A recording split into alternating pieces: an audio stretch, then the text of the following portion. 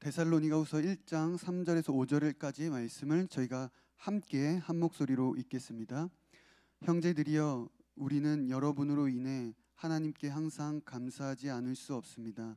이렇게 하는 것이 마땅합니다. 이는 여러분의 믿음이 점점 자라나고 여러분 모두가 각자 서로에게 나타내는 사랑이 풍성하기 때문입니다. 그러므로 우리는 여러분이 당한 모든 핍박과 환난 가운데 보여준 여러분의 인내와 믿음으로 인해 진히 하나님의 교회들 가운데 자랑합니다. 이것은 여러분을 하나님 나라에 합당한 사람들이 되게 하시려는 하나님의 공의로우신 심판의 표입니다. 그 나라를 위해 여러분도 고난을 받고 있습니다. 영상 보신 후 목사님 나오셔서 말씀 전해주시겠습니다. 교통사고를 당해서 허리가 너무 아픈 사람에게 진통제를 주면 효과가 있을까요? 당연히 있죠. 근데 그 진통제의 효과가 허리로 갈까요? 아니면 뇌로 갈까요? 어디로 가겠습니까? 뇌로 가겠죠. 인간에게는 고통을 느끼는 신경 조직이 있는데 그것이 바로 전측 대상회라는 곳이라고 해요. 전측 대상회, 이 옆쪽에 이렇게 뇌 앞쪽이 아니라 옆쪽에 이렇게 있다고 합니다. 여기서 이렇게 활동을 하면 고통을 느끼게 되는 거예요. 여기서 활동을 하면과 동시에 내가 고통스럽구나, 내가 아프구나라는 것을 느낀다는 것이에요. 그런데 피가 나고 뼈가 부러지지 않았는데도 너무나 고통스러운 그러한 때가 우리가 살아가면서 그런 때가 분명히 있죠. 바로 사람 때문에 혹은 상황 때문에 아플 때가 있다는 것이에요. 보통 이런 상황은 갈등과 이별, 그리고 관계적인 어려움, 이러한 등등의 상황이 바로 그것일 것입니다. 그런데 이러한 상황들은 내 살과 뼈에 상처가 없잖아요. 그런데 아프다는 거예요. 그래서 심리학자들이 이러한 연구를 했다고 해요. 이런 종류의 아픔들, 이런 종류의 고통들을 당할 때에, 고통을 느낄 때에 과연 우리 뇌는 어떤 부분에서 그것을 아프다고 느끼게 될까? 어떤 부분이 작용을 할까? 그것에 대해서 연구했다고 합니다. 심리학자들의 연구의 결과가 꽤 흥미로운데요. 의외로 같은 지점, 전측 대상회라는 지점이라는 결과가 나온 것이에요. 그러니까 우리 뇌는 교통사고를 당해서 아픈 것과 사람이나 상황 때문에 받는 그 고통을 구분하지 않는다는 것이죠. 그런데 이렇게 사람이나 상황 때문에 고통스러울 때도 진통제가 효과가 있을까요? 할렐루야. 효과가 있습니다. 무슨 말인가? 만약 상황과 관계 때문에 고통스러운 사람이 내 주변에 있다면 그 사람은 교통사고를 당한 사람이라는 거예요. 그런 것과 마찬가지라는 것입니다. 그러니까 그 사람에게 교통사고 당한 사람과 같은 그러한 것처럼 대해 주어야 한다는 거예요. 그렇게 잘 배려해 주어야 한다는 것이죠. 여러분, 히말라야에 14좌가 있어요. 굉장히 높은 그러한 산들이 있는데 히말라야 14좌를 세계 최초로 완등한 그런 사람이 있습니다. 특별히 이 에베레스트, 그 중에 가장 높은 산을 무산소로 등반한 굉장히 유명한 세계철인 라인홀트 매너스라는 사람이 있습니다. 그 사람이 이런 말을 했다고 해요. 머리가 견디는 한 다리는 견딜 수 있습니다. 머리가 버티는 한 다리는 견딜 수 있다는 거예요. 여러분, 인간이 고통을 느끼는 것은 마음이 있다는 증거입니다. 그러므로 고통에 대한 해답을 찾아갈 때에 우리는 우리의 마음을 아시는 주님께 다가가야 한다는 거예요. 우리가 당하는 모든 고통스러운 상황 속에서 우리의 마음을 누구보다도 잘 아시고, 그래서 우리의 마음과 우리의 생각을 품어주시고 위로해 주시고 그 모든 상황 가운데에 하나님의 은혜를, 위로를 허락하시는 그 주님이 계시다는 사실을 우리는 기억해야 된다는 것입니다. 그런 의미에서 오늘은 고통에 답하다 라는 제목으로 우리 함께 은혜를 나누기를 원합니다. 우리 먼저 4절 말씀 같이 한번 읽도록 하겠습니다. 오늘 3절, 4절, 5절, 3절인데요. 이 말씀에 대한 강해 위주의 나눔보다는 주제적인 그러한 나눔을 했으면 좋겠는데, 먼저 4절 말씀 같이 한번 읽도록 하겠습니다. 시작.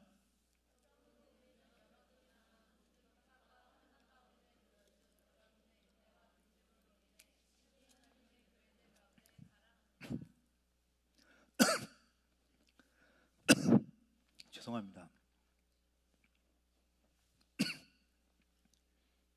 이걸 좀 꺼주시겠어요?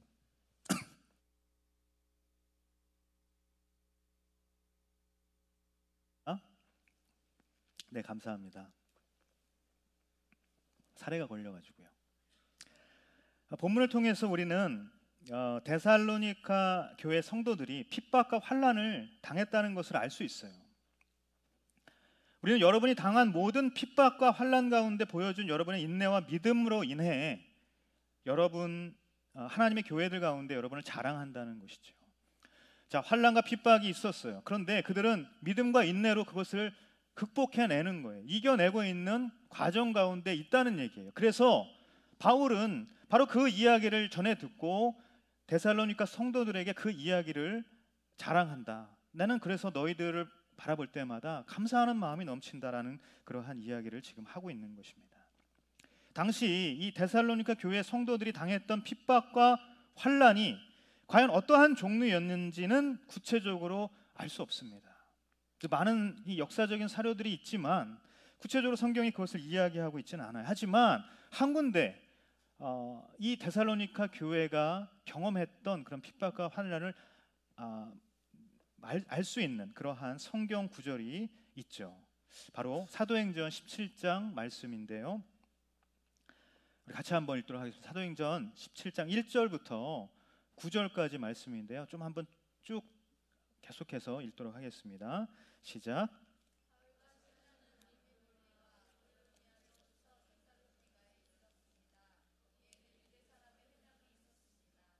바울은 늘 하던 대로 회당에 들어가 3주 동안 안식일마다 사람들과 토론했습니다.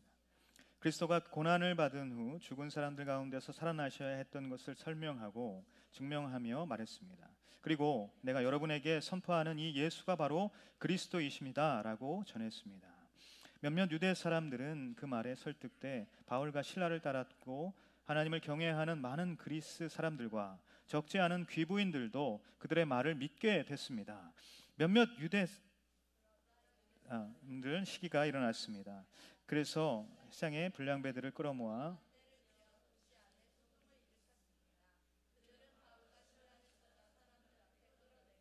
야손의 집으로 쳐들어갔습니다. 그러나 그들을 야손과 다른 형제들을 그 도시의 관원들 앞에 끌고 와 소리치며 말했습니다. 세상을 온통 시끄럽게 하는 사람들이 이곳에 또 왔는데 야손이 그들을 자기 집에 들였습니다. 그들은 모두 가이사의 칙령을 거역하며 예수라는 다른 왕이 있다고 말합니다.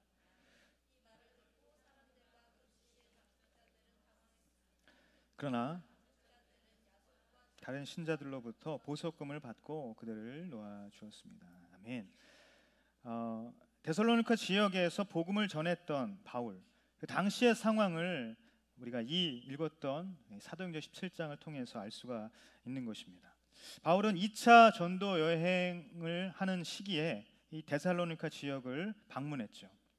평소와 다름없이 그가 다니는 모든 마을마다 그 어떠한 방법으로 복음을 전했는가?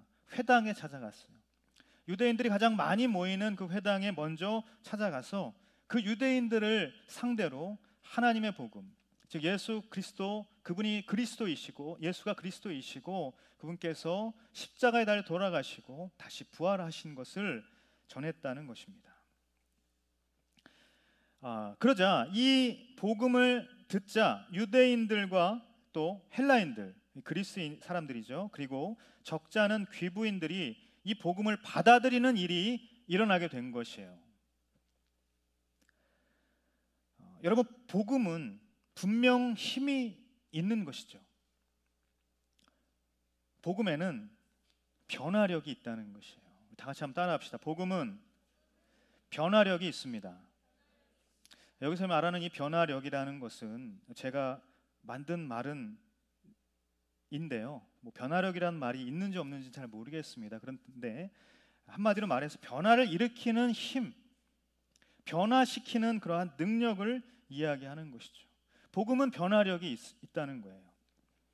예수 그리스도의 십자가 죽음과 부활을 전하는 바로 그곳에는 영혼이 구원받고 그들의 인생이 변화되고 자신의 삶을 다시 한번 변화시키는 그러한 놀라운 일들이 일어난다는 거예요. 제가 며칠 전에 눈길을 끄는 설문기사를 하나 접했는데 전국의 남녀 1000명을 대상으로 설문조사를 했습니다. 이 1000명의 구성은 800명은 기독교인이고 200명은 비기독교인인 거예요. 1000명을 대상으로 여러 가지 설문조사를 했는데 그 중에 한 가지 질문이 뭐였냐면 타 종교에도 구원이 있습니까? 타 종교에도 구원이 있다고 생각하십니까? 라는 질문이었어요. 어떻게 대답이 나왔을까요? 타 종교에는 구원이 있다고 생각하느냐? 이 질문에 그렇지 않다라고 대답한 사람이 45.6%, 무려 한 반 정도 됩니다. 그런데 타 종교에도 구원이 있다고 생각하느냐? 그렇다라고 대답한 사람들이 28.4%라는 거예요. 그리고 나머지 모르겠다라고 대답한 사람들이 26.1%. 여러분, 200명의 비기독교인들은 좀 그렇다고 칩시다. 그러면 800명의 기독교인들은 어떠냐는 거예요. 타 종교에도 구원이 있느냐라는 이 질문에 우리가 생각할 때 어쩌면 당연히 80% 정도가 타 종교에는 구원이 없고 오직 예수 그리스도 그분만이 구원의 길이라는 것을 이른바 우리가 믿고 있는 이 복음, 이것을 대답했어야 한다는 것이 아니겠습니까? 그런데 기독교인들 중에도 복음으로 구원받는다는 이 진리에 대해서 상당 부분 흔들리고 있다는 충격적인 사실을 알게 된 것이죠. 요즘 인생관을 말하고 가치관을 말하는 많은 인문학 강좌들이 있어요.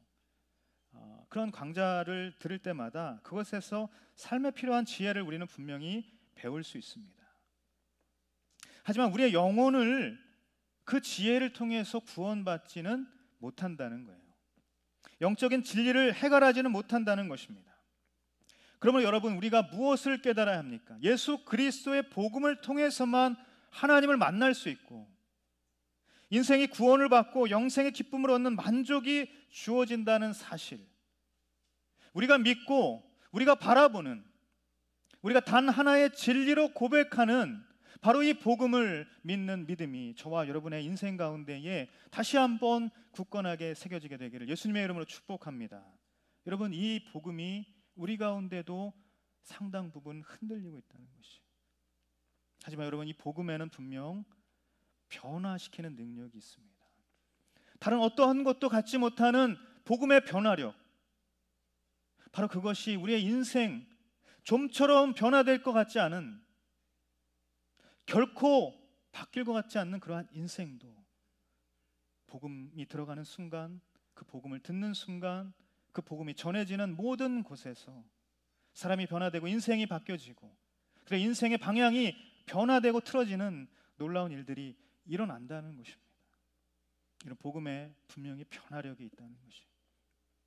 여러분, 우리가 이것을 기억해야 됩니다. 그런데 이 복음을 반대하고 바울과 그 일행을 시기한 사람들이 있었어요. 하나님과 하나님의 말씀 그리고 성경에 대해서 거룩한 신앙을 가진 척했지만 성경을 강론하는 이 바울의 말에 관심을 두기보다는 바울의 인기에 심기가 뒤틀린 사람들이 있었다는 것이에요. 우리가 읽었던 이 사도행전 17장에 보면 어떻게 이야기하냐면 5절입니다. 그러자 유대 사람들에게 시기가 일어났습니다 라는 거예요. 많은 사람들이 바울을 쫓아가고 바울의 일행을 쫓아다니며 복음을 따르겠노라, 복음을 받아들이고 나의 인생을 새롭게 변화시키겠노라 라고 고백했던 많은 사람들이 그 가운데 있었다는 거예요. 바울의 인기가 날로 치솟아 갔다는 것입니다. 많은 헬라인, 많은 경건한 헬라인들과 그리고 귀부인들이 바울이 전한 이 복음을 믿고 그를 따르자 유대인들의 마음이 어려웠던 거예요. 왜 도대체 그들은 마음이 어려웠을까? 당시 유대인들도 그 지역에서 간신히 터를 잡고 살아갔던 이방인들 아니겠습니까? 그들도 이 아가야 지방, 또 데살로니가 마게도냐 지방, 그리고 결국 그리스 지방에서는 유대인들, 히브리인들이 당연히 이방인이었겠죠. 그런데 그 이방 지역에서 그들은 열심히 생업에 종사하고 열심히 삶의 터전을 일궈가면서 살아가야 했던 것이에요. 그러기 위해서 사회적인 고위층과 많은 권력이 있는 그러한 사람들의 도움을 받아야만 했을 것이고, 그러한 관계들을 잘 유지하는 가운데 그들의 생업을 이어가야 하는 상황이 분명히 있었을 것이라는 거예요. 그런데 난데없이 바울이라는 사람이 나타나서 온통 인기를 휩쓸게 되자 이 마음이 어려웠던 거예요. 바울이 혹시 이러한 인기를 등에 업고 경제적인 이득을 차지하고 자신들의 이 밥그릇을 뺏고 차지하게 될까 봐 그런 걱정들이 그 가운데 들기 시작했다는 것입니다. 여러분, 사람이 아무 이유 없이 다른 사람의 인기를 시기하기란 참 쉽지 않습니다. 그런 사람 굉장히 독특한 사람인 거예요. 그렇지 않습니까? 자신에게 무언가 좋지 않은 영향을 미치게 되지 않을까, 그러한 생각에서 바로 이 시기와 질투가 시작된다는 것이에요. 그런 의미에서 바울의 이 출현은 유대인들에게 시기거리가 될 만한 충분한 이유가 있었을 것이라는 것입니다. 그래서 유대인들은 시장의 불량배를 고용해서 바울과 그리고 일당을 쫓아내고 상황을 정리하고자 했던 것이라는 거예요. 그 핍박이 날로 거세게 되었고 바울을 숨겨주었던 야손이라는 사람이 있었는데 이 야손이라는 사람의 집에까지 불량배와 유대 사람들이 침입하게 되고 바울의 행방을 추궁하고 협박하는 일들이 벌어지게 되었던 것이에요. 유대인들은 자신들의 속내를 감춘 것입니다. 그들에게는 욕심이 있었고 걱정이 있었고 시기와 질투하는 마음들이 있었지만 그 일행의 행동을 정치적인 반역죄로 몰아갔어요. 저들이 이야기하는 저 예수라는 사람이 다른 왕이라고 계속해서 이야기한다. 이 이야기를 듣자 그리스 사람들, 로마의 지배 안에 있었던 모든 그런 정치적인 권력자들은 어떻게 생각했을까요? 바로 그 이야기에 굉장히 심기가 불편할 수밖에 없었다는 것이에요. 결국 야손과 형제들을 구금하게 되고 그들은 보석금을 지불하고 풀려나게 되었던 것입니다. 바로 이것이 데살로니가 지역에서 벌어졌던 일들이라는 거예요. 여러분, 역사적인 기록에 따르면 바울은 이 데살로니가 지역에 머물면서 그들의 추격을 피해서 이 야손의 집에 있었는데 이 야손의 집에서 한 3개월 정도 머물렀다고 전해집니다. 성경은 분명히 3주 동안 데살로니가 지역에서 성경을 가르쳤다고 이야기를 해요. 그래서 데살로니가 지역에 있었던 기간이 3주 정도라고 이야기하지만 3주 동안 강론하고 그 이후에 피신하는 그러한 일들을 한 3개월 정도 야손의 집과 그 일대 가운데 했던 것이에요. 아마도 그 3개월의 시간 동안 야손과 또 다른 형제들은 바울에게서 이 복음에 대한 가르침을 성실하게 받았을 것입니다. 그런데 그 기간 동안 계속해서 그들을 괴롭히는 사람들이 있었는데 그들이 바로 누구냐? 불량배들이었던 거예요. 유대 사람들이 고용한 그러한 사람들이었던 것이에요. 이 불량배를 앞세운 유대인들의 집요한 추격은 계속 되었고 바울을 피신시키고 보호하기 위한 형제들은 각고의 노력을 계속해서 기울였을 것이라는 것입니다. 바로 이와 같은 당시의 상황을 통해서 오늘 본문에서 말하는 핍박과 환난이 어떤 것인지를 우리는 짐작할 수 있다는 것이죠. 자, 다시 본문으로 돌아와서 이 핍박이라는 단어에 쓰여진 원어는 무엇이냐면, 이 원어는 디오그모스라는 단어를 사용했어요. 이 디오그모스라는 단어의 의미는 어떠한 유래가 있냐면, 사냥개가 사냥감을 뒤쫓는 모습에서 유래되었다고 합니다. 사냥개는 어떻습니까, 여러분? 표적을 놓치지 않기 위해서 필사적으로 달려듭니다. 제 처가에 반려견이 2마리가 있습니다. 야미와 쪼이입니다. 이 야미와 쪼이가 무려 이 견종이 어떠한 견종이냐면요, 잭러셀 테리어라고 합니다. 저는 사실 처음에 이제 아내가 결혼하고서 좀 개에 대해서 뭐 잘 모르기 때문에 잭러셀 테리어라고 해서 뭐 그런가 보다 이렇게 생각을 했는데, 굉장히 유명한 사냥개라고 하는 거예요. 근데 얘네들의 크기는 굉장히 조그맣니다. 진짜 요만합니다. 근데 어떻게 저런 애들이 사냥개냐, 제가 막 이렇게 얘기를 했는데 약간 좀 무시하는 듯한 그렇게 얘기를 했더니 아내가 굉장히 화를 내었던 그런 기억이 나네요, 갑자기. 어쨌든 이 잭러셀 테리어, 18세기 영국에서 여우 사냥에 사용되었던 그런 사냥 견종이라고 하는데 굉장히 빠릅니다, 여러분. 제가 이제 공놀이를 막 이렇게 하면요, 공을 주면은 정말 정광석화가 그런 정광석화가 없습니다. 굉장히 빨라요. 탁 가가지고 그걸 딱 물고 절대로 놓치지 않습니다. 굉장히 빠른데, 어쨌든 이 사냥개가 사냥감을 놓고 잡으려고 추격하고 굉장히 민첩하게 움직이고 집요하게 쫓아가는 그러한 모습, 그것이 바로 디오그모스라는 것인데, 바울과 함께하는 형제들을 향한 핍박이 얼마만큼의 강도였는지를 바로 이 핍박이라는 단어를 통해서 우리는 알 수 있는 거예요. 여러분, 핍박은 복음이 전해지는 곳에 언제나 나타나게 마련입니다. 이해가 되지 않을 정도의 집요한 괴롭힘이 분명 있다는 것입니다. 사단 마귀는 결코 회방을 멈추지 않는 거예요. 요한복음 15장 20절에서 21절 말씀에 주님은 이렇게 이야기를 하고 있어요. 같이 한번 읽어보도록 하겠습니다. 시작.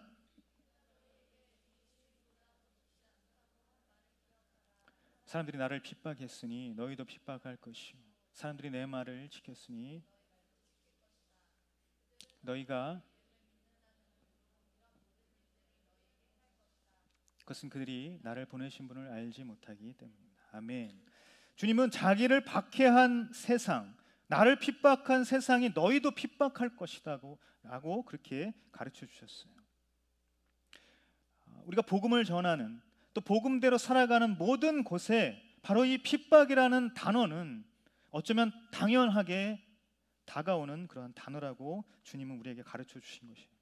바울도 성도들에게 늘 이야기했습니다. 우리가 하나님 나라에 들어가려면 많은 고난을 받아야 할 것이다 라고 그렇게 이야기했어요. 그들을 쫓아왔던 집요한 핍박 때문에 결국 바울과 실라와 디모데는 데살로니가 지역을 떠날 수밖에 없게 되었습니다. 그 지역을 떠나서 그들이 다음으로 옮기게 된 그 지역은 어디냐면 베레아라는 곳이에요. 근데 베레아를 갔는데 그곳까지 이 데살로니가 지역에 있었던 유대인들, 그들을 집요하게 쫓았던 바로 불량배들과 유대인들이 베레아까지 쫓아온 거예요. 그래서 베레아에서도 얼마 있지 못하고 다시 아테네로, 또 고린도로 계속해서 그들은 옮겨가게 되었다는 것입니다. 여러분, 우리가 여기서 발견하는 중요한 사실이 있다는 것입니다. 그것은 무엇입니까? 바울이 당한 고난과 핍박, 이 집요하게 쫓아오는, 필사적으로 달려드는 그 핍박이 결국 어떠한 결과를 만들게 되었는가, 우리는 이 부분을 바라봐야 하는 것입니다. 그것은 무엇인가? 그것은 복음이 계속해서 움직이는 계기가 되었다라는 것이에요. 베레아와 아테네와 고린도까지 핍박과 환난의 상황은 복음이 전파되는 동력이 되었던 것입니다. 우리가 두 번째 나누게 될 메시지가 바로 이것이에요. 참 따라합시다. 고난은 운동력이 있습니다. 고난은 참으로 운동력이 있는 것입니다. 우리가 복음에 대해서 이야기할 때에 한 인생과 어떤 한 공동체와 한 마을과 어떠한 복음이 전해지는 모든 것에 변화력을 가지고 온다라고 이야기했는데, 또한 그 가운데 우리가 당하는 고난, 이 고난은 분명한 운동력이 있다는 것이에요. 핍박과 환난은 복음을 움직이는 운동력이 있는 거예요. 한 선교사님의 이야기입니다. 인도 빈민촌에서 사역을 하십니다. 이분은 현지인 사역자와 함께 사역을 하게 되었는데, 그 현지인 사역자 굉장히 열심히 사역을 도와주었어요.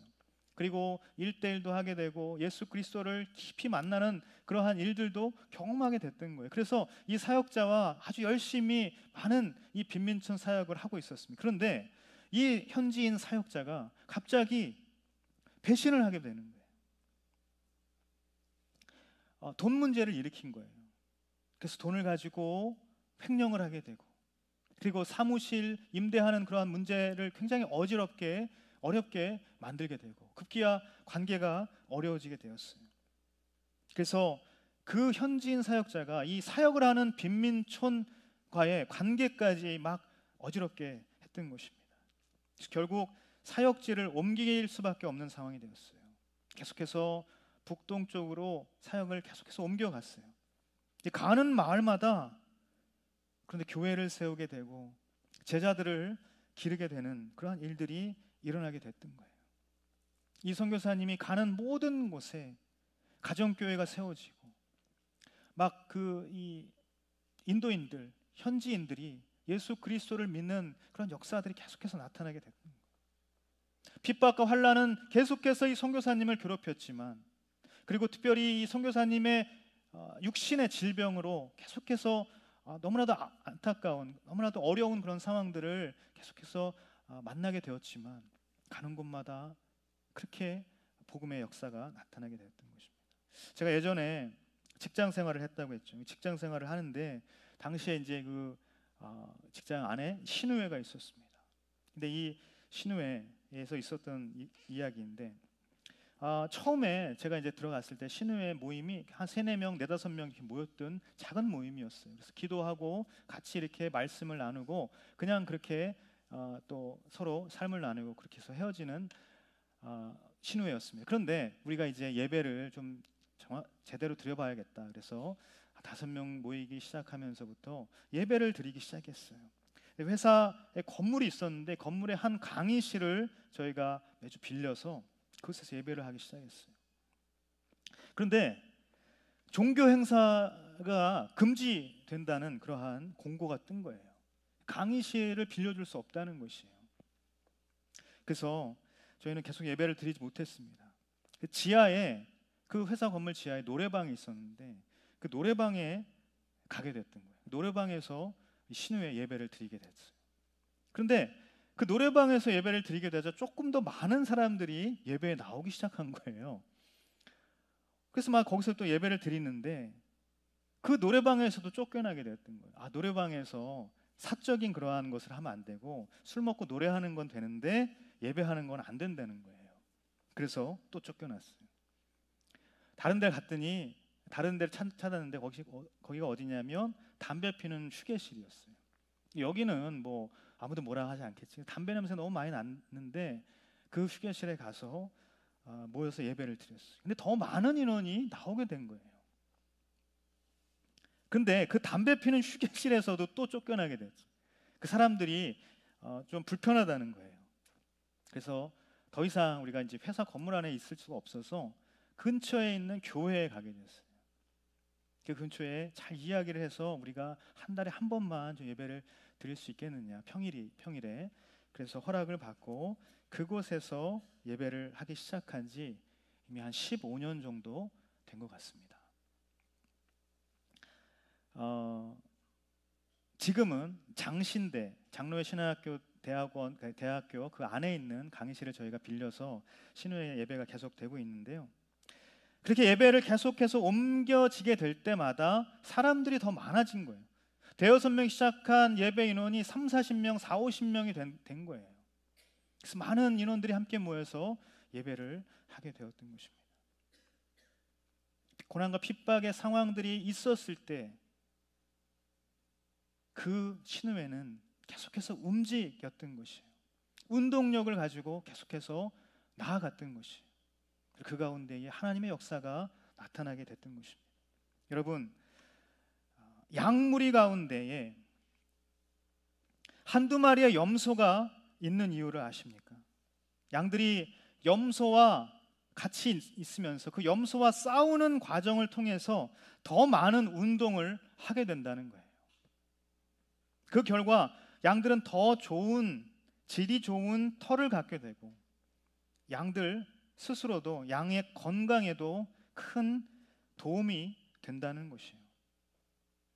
여러분, 어쩌면 저와 여러분에게도 이러한 핍박과 고난의 상황, 이것은 분명 있을 것입니다. 우리의 인생 가운데에 날마다 나타나는 그러한 일들일 것입니다. 하지만 우리가 분명히 깨달아야 하는 것이 있어요. 우리는 고통을 통해서 우리의 삶의 동력을 얻을 수 있다는 사실이에요. 우리는 그것을 통해서 우리는 움직이게 된다는 것입니다. 고난을 통해서 우리는 기도하게 되는 것이고요. 고난을 통해서 우리는 부르짖게 되는 것입니다. 고난을 통해서 우리는 방향을 선회하게 되는 것이에요. 정체되어 있는 바로 그 인생의 그곳에서 돌파구를 찾아서 움직이게 된다는 사실이에요. 여러분, 우리가 고난에는 운동력이 있다라는 그 의미를 바로 이 시간 깨닫게 되는 것입니다. 저는 여러분에게 축복과 권면하는데요, 환난이 찾아올 때 멈추어 주저앉는 인생이 아니라 환난이 찾아올 때 도리어 일어서기를 시작하는 인생이 되기를 예수님의 이름으로 축복합니다. 고난은 분명히 운동력이 있어요. 우리가 마지막으로 나누고 싶은 메시지는 바로 믿음은 생명력이 있다는 것입니다. 다 같이 한번 따라합시다. 믿음은 생명력이 있습니다. 복음에는 변화력이 있고요, 고난은 운동력이 있다면 믿음은 또한 생명력이 있다는 것이에요. 우리가 오늘 전체적인 이 말씀의 주제가 뭐라고 했습니까? 고통에 답하다. 하나님께서 우리 인생 가운데에 수많은 고통의 상황들, 고난의 상황들을 주시는데 우리는 그것에 어떠한 대답을 할 수 있는가? 오늘 우리가 함께 나눈 이 이야기를 통하여서 그 해답을 발견해 나갈 수 있게 되기를 간절히 바라는데요, 계속해서 이 말씀의 이야기를 하면 데살로니가 지역에 복음이 전해질 당시에 바울과 그 일행, 그리고 함께 했던 형제들이 당했던 어려움, 그 어려움은 변화력과 운동력으로 그들 가운데 열매를 맺게 되었고, 그 열매가 과연 무엇입니까? 데살로니가 교회에 세워졌던 교회라는 것이에요. 하지만 그 교회에 계속해서 핍박과 환난은 이어지게 되었던 것이, 그 교회를 이루는 성도들에게 그들의 삶 가운데에 계속해서 이 고난의 상황은 만들어지게 되었다는 것이에요. 그럼에도 불구하고 오늘 본문은 성도들이 인내와 믿음으로 그 상황을 이겨내고 있고, 그것이 또한 자랑스러운 일이라고 그렇게 말하고 있어요. 우리는 이 오늘 말씀을 통해서 데살로니가 성도들의 믿음과 인내가 참으로 대단하다라는 것을 발견하게 됩니다. 앞서 말한 것처럼 당시 바울이 당한 핍박은 어떻게 보면 굉장히 억울한 상황이라고 할 수 있어요. 그저 복음을 전하는 것일 뿐이에요. 그렇지만 외적으로 사람들이 따르게 되는 상황들이 발생하게 되었어요. 만약 그러한 상황이 발생하지 않았다면 바울이 의도한 것은 전혀 아니기 때문에 바울이 핍박을 받을, 바울이 해코지를 당할 전혀 이유가 없다는 것이죠. 때문에 마찬가지로 형제들이나 그 데살로니가 교회들이나 그러한 이 성도들의 상황 가운데에 당한 상황들의 가운데에 있었던 그 핍박도 비슷할 것이라고 우리는 미루어 짐작할 수 있습니다. 복음을 받아들이는 것은 지극히 개인적인 결정일 뿐일 거예요. 아무에게도 피해를 주는 그러한 일이 아니라는 이야기입니다. 그럼에도 불구하고 그들은 바울이 당했던 그런 집요한 핍박과 고난을 동일하게 경험했다는 것이에요. 여러분, 우리가 우리 인생 가운데에 우리 인생을 한번 생각해 봅시다. 우리가 당하는 우리 인생의 어려움들을 한번 생각해 보자는 거예요. 의도하지 않은 상황과 환경이 벌어질 때가 있죠. 없습니까?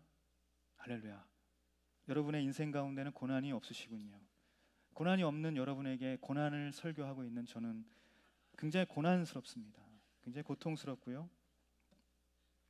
예상하지 못한 일이 우리 인생 가운데 갑작스럽게 발생할 때가 있어요.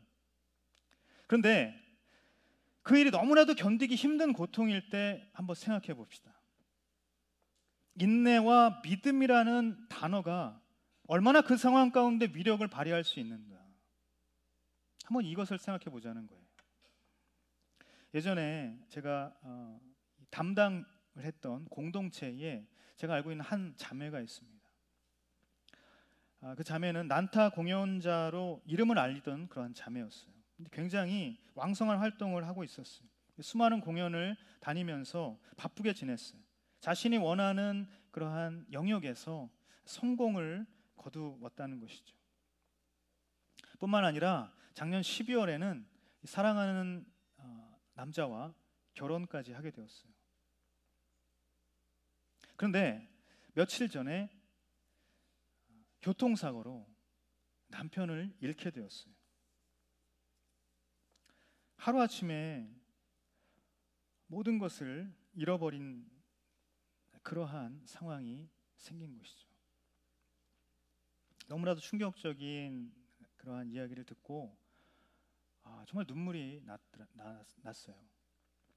제가 여러 가지 일정상 가보지를 못했고 또 너무나도 충격에 빠져 있을 것 같아서 만나서 이야기를 해야지 하고 문자조차 지금까지 남기지 못했습니다. 그래서 기도하면서 그렇게 있는데 정말 눈물밖에 나오지 않는 그러한 상황인 것이죠. 이런 상황에서 우리는 어떻게 이 고통을 이해하고 이 고통을 어떻게 해결해 나아갈 수 있는가? 고통에 무엇라고 답할 수가 있느냐는 거예요. 2006년 10월 펜실베니아 주에 있는 아미시 공동체라는 곳에 한 학교가 있었는데요. 그 공동체 안에 학교에는 어린 아이들이 많이 있었어요. 근데 그 공동체 안에 있는 학교에 총기를 소지한 남자가 난입해서 7살부터 13살까지 남녀 아이들 10명에게 총을 쏴서 5명이 죽게 되는 사건이 발생하게 됐어요. 5명을 숨지게 죽게 하고 바로 그 자리에서 그 살인범은 스스로 목숨을 끊는 그러한 사건이 있었습니다. 한순간에 벌어진 참사였어요. 너무나도 끔찍한 일이죠. 너무나도 고통스러운 일이라는 것입니다. 사실 이 말씀을 묵상하면서 스스로에게 묻게 되었어요. 만약 내가 이런 상황을 맞닥뜨리게 된다면, 만약 내 자녀가 이렇게 죽게 된다면 나는 그 고통 속에서 과연 무엇을 할 수 있을까? 나는 그 고통을 어떻게 답할 수 있을까?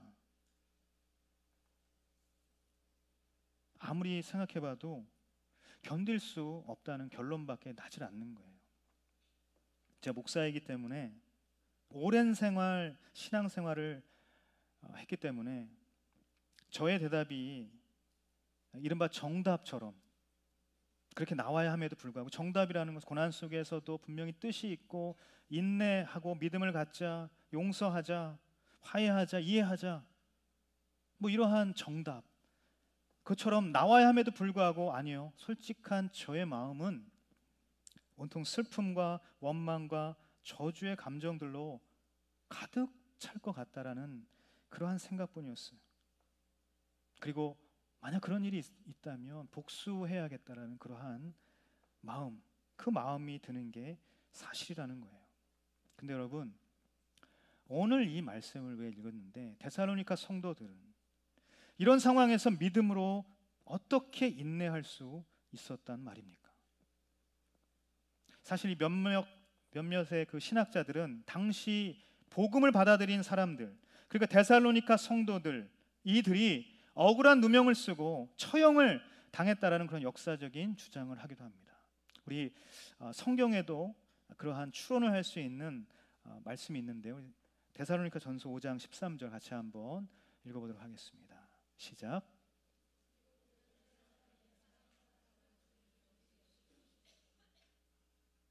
네, 데살로니가 전서 5장 13절이 잘못 나온 것 같습니다. 제가 한번 읽어드리도록 하겠습니다. 4장 13절인데 제가 잘못 알려줬습니다. 죄송합니다. 형제들이여, 이제 우리는 여러분이 잠든 사람들에 대해 알지 못하기를 원하지 않습니다. 이는 여러분이 소망이 없는 다른 사람들처럼 슬퍼하지 않게 하려는 것입니다. 성도들 가운데에 잠든 사람들, 즉 죽은 사람들이 생겨나게 되었던 것이에요. 그들은 이유 없는 그러한 억울한 누명을 써서 잡혀갔고 고문을 당하고 그리고 결국 죽게 되었던 것이에요. 집집마다 복음을 받아들인 그 집집마다 죽는 사람들이 계속해서 생겨나게 되었던 것이죠. 집집마다 죽어나는 사람들이 나오는 이 상황에서 어떻게 믿음으로 인내할 수 있었던 것인가? 앞선 이 아미시 공동체 이야기를 계속하자면 너무나도 충격적인 사건이 일어났죠. 그 일어난 지 몇 시간 후에 아미시 공동체 식구들이 이 살인범의 부모를 찾아가서 아픔을 위로하고 그 가족이 앞으로 마주할 그러한 힘겨운 날들을 잘 견디도록 자신들이 돕겠다는 약속을 했다는 것이에요. 또한 며칠 뒤 이 장례를 치르던 살인범의 젊은 아내와 세 자녀들 앞에 아미시 공동체 사람들이 찾아갔어요. 그리고 그 아내와 아이들을, 그 가족들을 위로해 주었다는 것이에요. 이러한 일들이 세간에 알려지게 되었어요. 세상은 떠들썩했습니다. 어떻게 그러한 용서가 가능한 것이냐. 그런데 이 사건이 일어난 지 4년 뒤에 사회학자들이 이 사건과 관련한 책을 내게 되었다고 합니다. 이 책의 주요한 결론은 무엇이냐면 세속적인 현대 문화에서는 견디기 힘든 고난을 감당할 수 있는 인물을 키워낼 가능성이 높지 않다는 것이에요. 무슨 말이냐면 이 세속적인 현대 문화에 우리가 가지고 있는 가치관과 우리가 가지고 있는 인생관과 우리가 바라보는 이런 모든 시선들, 그 관점들 안에서는 우리가 이해하고 있는 그러한 문화 안에서는 좀처럼 이러한 감당하지 못하는 고난에 대해서 이 아미시 공동체와 같은 그러한 반응으로 나아갈 그러한 사람들이 나타나게 될 것이라는 가능성이 희박하다는 것을 이 책은 이야기하고 있다는 것이에요. 그러면서 아미시 공동체가 보여준 용서의 능력을 이 두 가지 사실에 근거한다고 밝혀내고 있는데, 첫째는 뭐냐면 자신을 죽음으로 내몬 자들을 용서하신 그리스도에 대한 깊은 묵상의 토대를 두고 있다는 사실이죠. 이것이 그들이 이러한 반응을 했던 근거라고 첫 번째로 들고 있다는 것이죠. 두 번째는 아미시 사람들의 용서, 이 용서라는 것은 복수할 권리를 포기한다는 의미에서의 용서인데, 이 아미시 공동체의 용서는 자기 희생이라는 한 형태로 나타난 것이다. 이러한 결론을 냈다는 것이죠. 자, 여러분, 우리가 살아가는 이 세상을 한번 봅시다. 굉장히 개인주의적인 세상이에요. 개인의 삶이 너무나도 우선시되는 세상입니다. 그리고 소비지상주의적 사회라는 것이에요. 이러한 사회에서는 자기 희생이 아니라 자기 주장을 강조하게 되는 것이죠. 좀처럼 자기 희생을 하지 않습니다. 그러한 가치관이 그러한 인생을 계속해서 양산해 내는 것이에요. 자기 주장을 강조하는 문화에서는 고난에 대해서, 이 고난에 대한 반응으로 복수라는 거, 왜냐하면 자기가 중요하기 때문에, 내 감정이 중요하고 내가 당한 이 인내, 내가 당한 이 고통, 내가 당한 이 아픔들이 너무나도 중요하기 때문에 자기 주장을 강조하는 문화에서는 고난에 대한 반응으로 복수를 선택한다는 거예요. 그렇지만 자기 희생의 원리에서는 고난에 대한 반응으로 용서를 선택한다는 사실을 이야기하고 있는 것입니다. 여러분, 저는 말씀을 준비하면서 제 자신의 신앙을 돌아보게 되었어요. 나는 자기 주장을 하는 인생인가? 나는 자기 희생을 할 줄 아는 인생인가? 여전히 자기 주장으로 가득한 내 자아를 보게 되었습니다. 주님 앞에 부끄러운 내 모습을 들킨 것처럼 얼굴이 붉어지게 되었어요. 그리고 주님 앞에 회개하게 되었어요. 요즘 제 좀처럼 꿈을 꾸지 않는데요. 제가 요즘 가끔 꿈을 꿉니다. 그런데 그 꿈에서 어떠한 것들이 나오냐면 제가 죽는 꿈을 꾸는 거예요. 제가 죽는 꿈이 아니면 제 옆에 누군가가 자꾸 죽는 거예요. 제가 그것을 막 보는 거예요. 그런데 여기서 끝나는 게 아니라 아내도 꿈을 꿉니다. 아내도 내가 죽는 꿈을 꾼다는 거예요. 할렐루야, 전혀 놀라지 않으시네요. 그게 계속 되니까는요, 이런 생각이 들었어요. 아마도 주님은 여전히 죽지 않고 있는 나 자신을 들여다보기 원하시는 것 같다.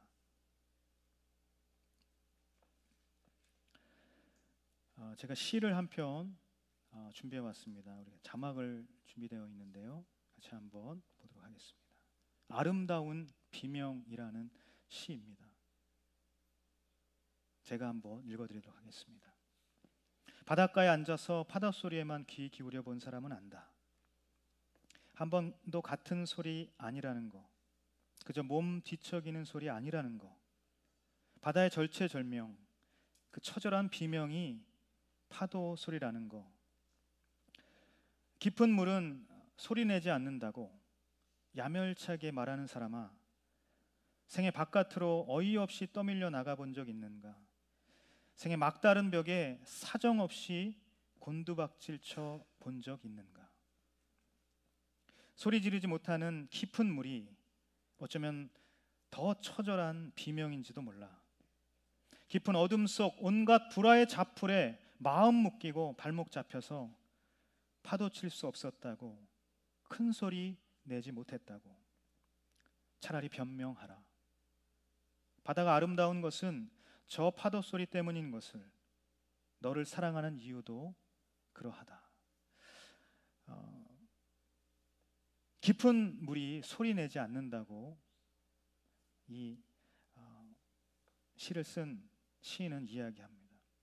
더 고통스럽지만 소리 지르지 못하는 그러한 깊은 물, 그 깊은 물이 어쩌면 더 처절한 비명을 실어서 그 파도 소리 가운데에 내는 것이 아니겠는가. 제 시를 읽으면서 예수님께서 골고다 언덕을 올라가시면서 침묵하셨던 모습이 떠올랐습니다. 마치 소리 지르지 못하는 깊은 물처럼 더 처절한 고통 속에서도 침묵하셨던, 아무 소리 내지 않으셨던 예수님을 보게 되었던 것이에요. 여러분, 주님은 견딜 수 없는 고통 가운데 계셨지만 침묵으로 아무 소리를 내지 않는 채 자기 희생의 걸음을 걸어가신 것입니다. 팀 켈러 목사님 쓰신 고통에 답하다, 오늘 저와 여러분이 나누고 있는 이 말씀의 제목이기도 한데요, 이 고통에 답하다라는 책에서 이렇게 말하고 있습니다. 고난은 기독교 신앙의 핵심이다.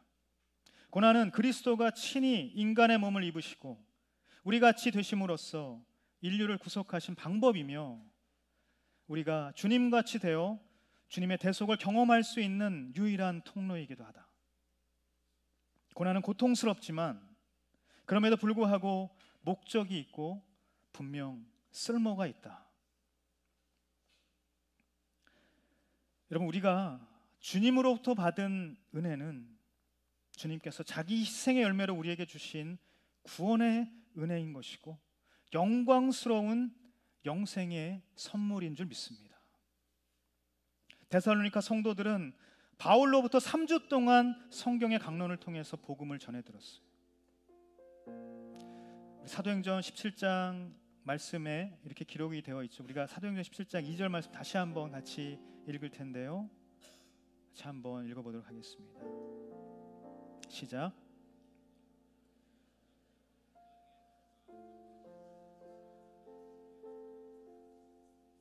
야손과 몇몇 소수 형제들도 숨어서 3개월 동안 복음을 들은 것이 전부라고 우리가 상정한다고 해도 3주든 3개월이든 그들이 복음을 들었던 것은 아주 짧은 시간이었다는 것이에요. 이것이 명백한 사실입니다. 사랑하는 여러분, 믿음은요, 오랜 시간 동안 복음을 들었다고 그 믿음이 크고 단단한 것은 아니라는 거예요. 짧은 시간 복음을 들었다고 그 믿음이 약하고 보잘것없는 것도 결코 아니라는 것입니다. 데살로니가 성도들은 바울의 편지를 통해서 수많은 믿음에 대한 칭찬을 받았어요. 그들이 복음을 접한 것은 불과 3주밖에 되지 않았는데도 말이에요. 데살로니가 성도들의 마음속에는 어떤 것이 있었냐는 거예요. 그들의 마음속에는 살아계신 주님이 계셨던 거예요. 다시 오실 주님이 계셨던 거예요. 자기 희생으로 그들의 영혼을 구원하고 그들의 가정을 구원하고 그 공동체를 구원했던 그 예수 그리스도가 그들의 마음 가운데 있었던 거예요. 그 믿음이 성도들을 인내할 수 있게 만든 것입니다. 여러분, 믿음만이 인내를 가능하게 하는 줄 믿습니다. 인내할 수 있다면 믿음을 증명하는 것이 될 것입니다. 그러므로 여러분, 우리가 간구해야 될 것 무엇입니까? 인내할 수 있는 믿음의 분량을 간구하십시오. 믿음과 인내로 살았던 데살로니가 성도들이 주님 앞에 감사의 제목이 되었고 자랑의 재료가 되었던 것처럼 저와 여러분도 하나님 나라의 합당한 그러한 믿음의 사람이 되기를 예수님의 이름으로 축복합니다. 우리 가운데에 주님은 믿음을 이야기하십니다. 믿음에는 생명력이 분명히 있어요. 우리 인생이 어떠한 고난에 처해 있다 할지라도 우리가 그 믿음을 포기하지 않을 때에, 우리가 그 믿음을 온전히 붙잡고 있을 때에, 그 믿음을 포기하지 아니하고 그 믿음을 버리지 아니할 때에 우리는 그 어떠한 고통 속에서 우리의 마음을 지키시고 우리의 마음 가운데에 새로운 일을 이루시는 위로와 평강과 안식과 하나님 주시는 그 어떠한 모든 종류의 해답을 우리는 맛보아 알게 된다는 것입니다. 여러분, 믿음은 생명력이 있습니다. 바울이 이야기했어요. 환난은 인내를, 인내는 연단을, 연단은 소망을 이룬다고 얘기했어요. 이 과정 가운데 우리가 줄기차게 붙잡아야 할 한 가지가 있다면 그것은 바로 주님을 향한 믿음인 것입니다. 환난도요, 인내도, 연단도, 소망도요, 우리가 믿음을 놓쳐버리고 우리가 믿음을 붙잡지 않는다면 그 모든 과정은 헛수로 돌아가게 될 것이라는 거예요. 믿음으로만 소망에 다다를 수 있다는 이야기입니다. 오늘 말씀을 통하여서 저와 여러분의 인생 가운데에 그 수많은 고통 가운데에 과연 어떠한 답을 우리는 그 고통에게 이야기할 수 있는가? 저와 여러분 가운데 복음이 있다면 그 복음이 우리의 인생을 변화하게 될 것이라, 그 복음이 나의 인생의 방향을 변화시킬 것이다, 그 믿음을 갖게 되기를 바라고요. 그리고 나의 모든 고난이 나로 하여금 운동하게 하고 나로 하여금 움직이게 하고 나로 하여금 다시 일어서게 한다는 그 사실을 깨닫게 될 것이고, 바로 이 모든 과정 가운데에 나는 주님을 향한 그 믿음, 내 주장이 아니라 자기 희생을 통해서 우리에게 놀라운 사랑을 보여주신 그 주님을 향한 믿음이 우리의 모든 인생에 바로 생명으로 임하게 될 줄 믿습니다. 이 믿음이 저와 여러분 가운데 있게 되기를 간절히 바랍니다. 이 믿음으로 한 주간 우리의 모든 삶 가운데에 승리할 수 있게 되기를 예수님의 이름으로 축복합니다. 이 시간 함께 기도하며 나아갈 때 하나님, 오늘 이 말씀을 우리가 함께 나누었습니다. 하나님, 복음에는 참으로 변화력이 있는 줄 믿습니다. 그 복음에 우리 인생을 다시 한번 조명하게 하시고, 내 마음 가운데 있는 복음은 과연 무엇인가? 내가 이 마음 가운데 복음을 품고 있다면 내가 경험하고 내가 맞닥뜨리고 이유를 알 수 없고 내가 계획하지 않고 내가 예상치 못했던 그 모든 환난과 핍박과 고난의 상황은 과연 나에게 어떠한 의미로 다가오는가? 다시 한번 이 의미에, 고통에 대한 대답을 해줄 수 있는 하나님의 사람들이 생겨나게 하여 주옵소서. 하나님, 이 시간 우리가 기도하며 나아갑니다. 내 마음 가운데에도 그 복음을 향한 다시 한번 열정을 부어주시고, 하나님, 고난을 향한 새로운 관점을 열어주시옵시고, 하나님, 믿음을 향한 새로운 열정을 부어주시어서 하나님, 믿음으로 말미암아 승리하게 되고 믿음으로 말미암아 소망을 바라볼 수 있는 그러한 인생들이 될 수 있도록 하나님, 이 시간 가운데 당신의 은혜를 허락하여 주시옵소서. 이 시간 우리의 마음과 우리의 생각을 주님 앞에 내어놓읍시다. 하나님, 이 시간 우리의 마음을 주장하시고 하나님, 우리 마음 가운데에 오직 예수 그리스도를 향한 그 믿음을 가지고 나아갈 수 있도록 하나님, 우리 가운데 역사하여 주시옵소서. 이 마음의 고백이 있는 자마다 우리 다시 한번 그 자리에서 일어나서 함께 기도하며 나아갈 때에 하나님, 믿음을 부어주시옵소서. 하나님, 나의 인생을 새롭게 세워 주시옵소서.